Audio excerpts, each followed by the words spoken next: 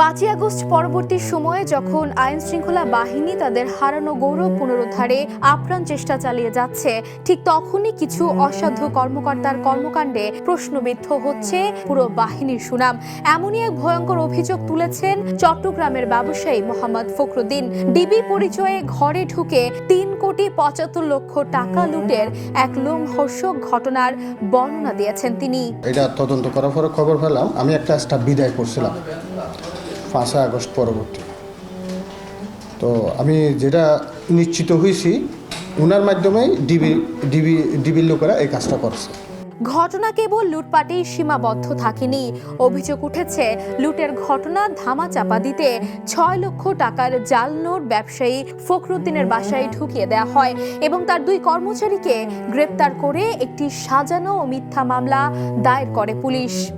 আপনারা টাকা পয়সা নিয়ে আসছেন, কিন্তু টাকা তো দেখাইছেন এখানে 6 লাখ টাকা জাল টাকা আর 19,70,000 অরিজিনাল টাকা, কিন্তু আমার বাসায় টাকা ছিল 3,75,23,000। আমি তখন মালয়েশিয়াতে প্রায় 2:30 বাজে, আমি ঘুমের মধ্যে ছিলাম, মোবাইল সাইলেন্ট করা ছিল, রিসিভ করতে পারি না।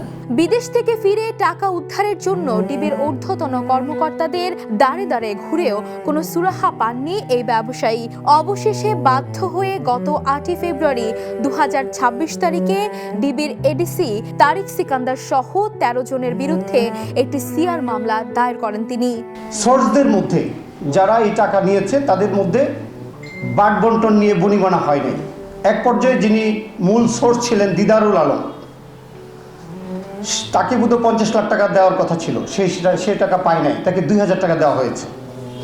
পরবর্তীতে ডিবি জাল টাকার মামলায় ওই সোর্সকে তারা নিয়ে আসে এবং তাকে আসামির বদলে রাজসাক্ষী করা হয় এবং সে আদালতে 164 ধারায় জবানবন্দি প্রদান করে ঢাকা সিএমএম কোর্টে।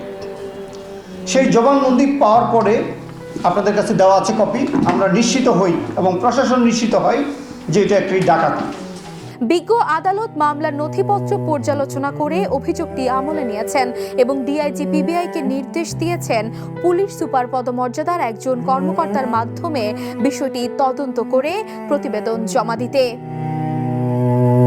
5ই আগস্ট পরবর্তী নতুন বাংলাদেশে এই ধরনের ন্যাক্কারজনক ঘটনা কাম্য নয়। পুলিশ বাহিনীর গুটি কয়েক অসাধু কর্মকর্তার জন্য যেন সাধারণ মানুষ ও ব্যবসায়ীদের আস্থা চিরতরে হারিয়ে না যায়, সেটাই এখন দেখার বিষয়।